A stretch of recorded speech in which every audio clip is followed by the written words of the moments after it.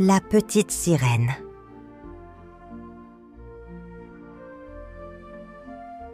Il était une fois, dans les profondeurs azurées de l'océan, une jeune sirène nommée Ariel. Elle avait de longs cheveux dorés qui dansaient au rythme des courants marins et des yeux aussi brillants que des perles.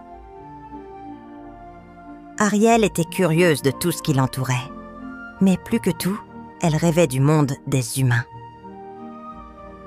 Chaque jour, elle nageait près de la surface, fascinée par les bateaux et les créatures étranges qu'elle apercevait.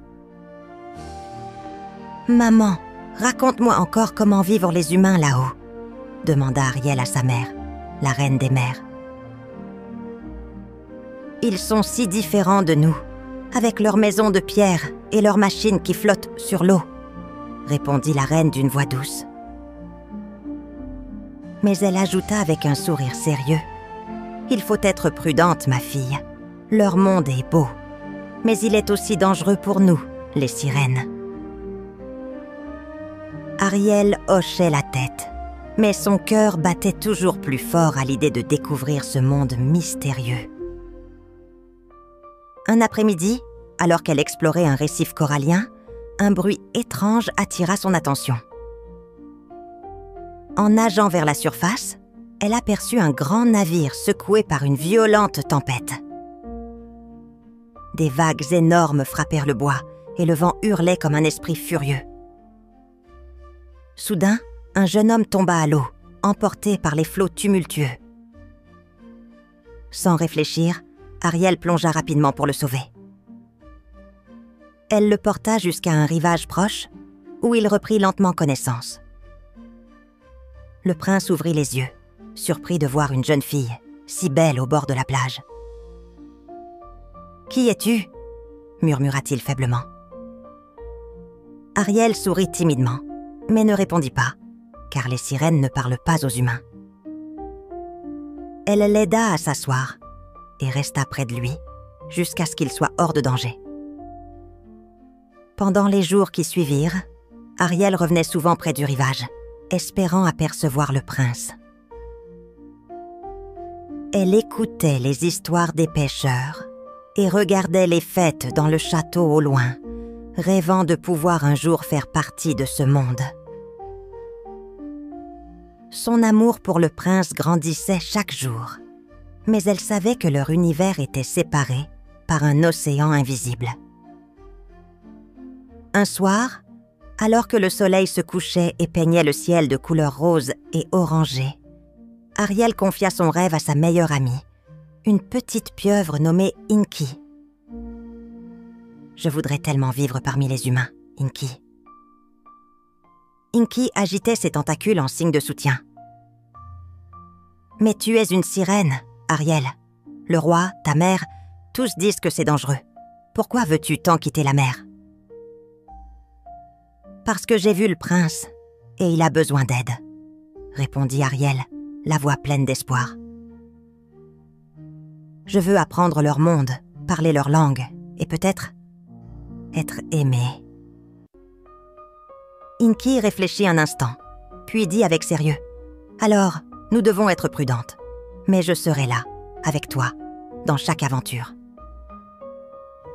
Ainsi, chaque jour, Ariel continuait de rêver, son cœur partagé entre les merveilles du monde sous-marin et l'appel du vaste ciel au-dessus des vagues. Les jours passaient, et le désir d'Ariel de rejoindre le monde des humains grandissait de plus en plus. Chaque soir, elle regardait la lune se refléter sur l'eau, rêvant de marcher sur la terre ferme et de revoir le prince qu'elle avait sauvé. Mais la réalité la rattrapait. Elle ne savait pas comment franchir la frontière entre la mer et la terre. Un après-midi, alors qu'elle nageait près des rochers sombres au fond de la baie, Ariel se rappela une histoire que sa grand-mère lui avait racontée. Une sorcière puissante vivait dans une grotte secrète, capable d'exaucer des souhaits, mais à un prix élevé. Sans hésiter, Ariel prit la décision qui allait changer sa vie Elle devait trouver cette sorcière. « Inky, je dois partir », annonça Ariel à son amie la pieuvre. « Où vas-tu, Ariel ?» demanda Inky, inquiète. « Je dois trouver la sorcière des mers. Elle seule peut m'aider à devenir humaine. Je veux être près du prince, même si cela signifie tout quitter. » Inky lui attrapa doucement la main. « Fais attention, Ariel. Les histoires disent que la sorcière est rusée et que ses promesses cachent souvent un piège. Mais je te fais confiance. Reviens-moi vite. » Ariel plongea alors vers les profondeurs obscures, où la lumière du soleil ne pénétrait plus. Après avoir nagé à travers des grottes étroites et des jardins de corail tordus, elle arriva enfin devant l'entrée d'une caverne noire. Une odeur étrange flottait dans l'air, mêlée à une sensation de magie ancienne. Une silhouette apparut lentement dans l'ombre, la sorcière des mers.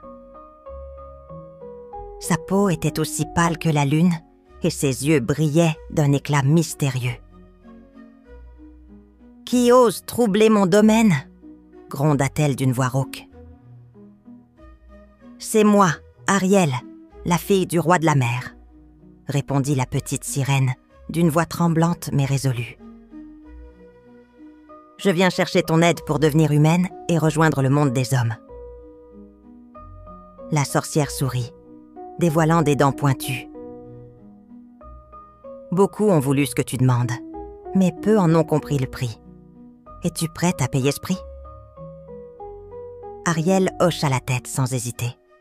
« Oui, je le suis. » « Très bien, » dit la sorcière en tendant une fiole remplie d'un liquide scintillant. « Bois ceci, et tu perdras ta queue de sirène pour avoir des jambes humaines. Mais il y a une condition. Tu dois vivre sans ta voix, car elle sera à moi. Si l'homme que tu aimes ne t'aime pas en retour, tu ne pourras jamais redevenir ce que tu étais. » Ariel sentit son cœur battre à tout rompre. « Et si le prince ne m'aime pas ?» demanda-t-elle, la voix pleine d'inquiétude. « Alors tu disparaîtras, » répondit la sorcière d'un ton froid. « Mais si l'amour est vrai, tu trouveras ta place parmi les humains. »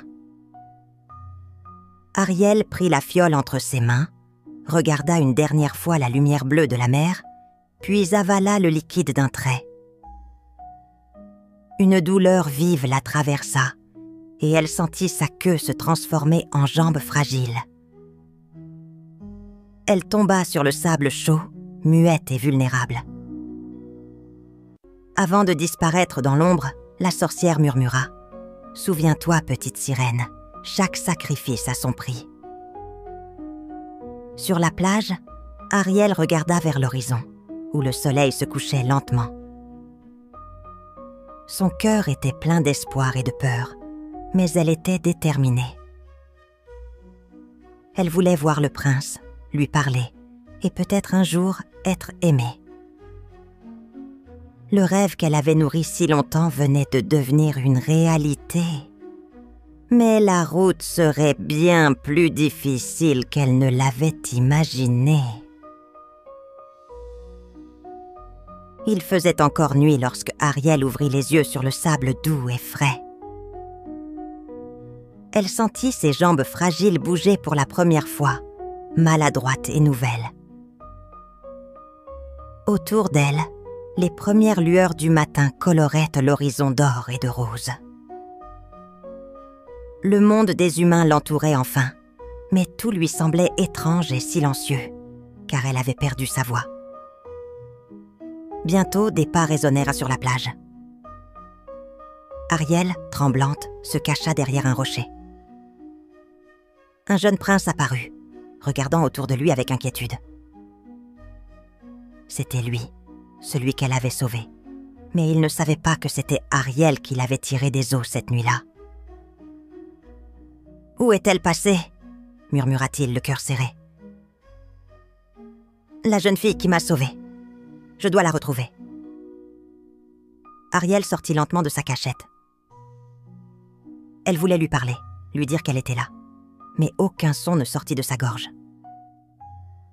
Elle leva les yeux vers lui, ses mains ouvertes dans un geste d'appel.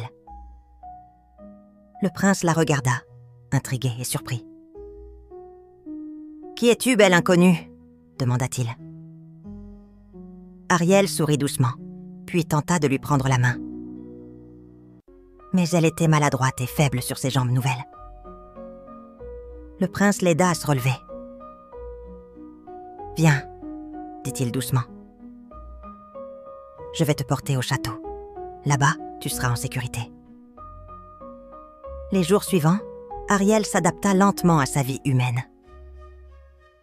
Sans voix, elle communiquait avec des gestes et des regards pleins d'émotion.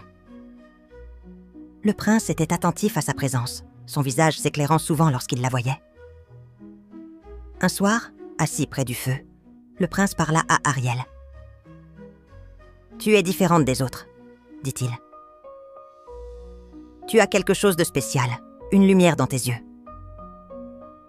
Ariel répondit par un sourire timide et un geste de la main. Elle voulait tant pouvoir lui raconter son histoire, mais son silence était une barrière. Cependant, son cœur restait lourd. Le prince parlait souvent d'une autre jeune fille, celle qu'il avait sauvée de la mer. Il disait qu'elle était douce, courageuse, et que sans elle, il ne serait pas en vie. Mais il ne savait pas que cette fille était Ariel. Un jour, une nouvelle arriva au château. Une princesse d'un royaume voisin venait pour demander la main du prince. La nouvelle fit vibrer les murs de l'espoir et de la peur. Le prince annonça à Ariel qu'il allait épouser cette princesse. « C'est un honneur pour notre royaume, » expliqua-t-il. « Mais mon cœur est encore empli de souvenirs. » Ariel sentit son cœur se briser en silence. Elle ne pouvait rien dire, rien faire. Ses jambes tremblaient, mais elle resta forte, gardant l'espoir d'un jour pouvoir conquérir son amour. La veille du mariage, Ariel regarda la mer au loin.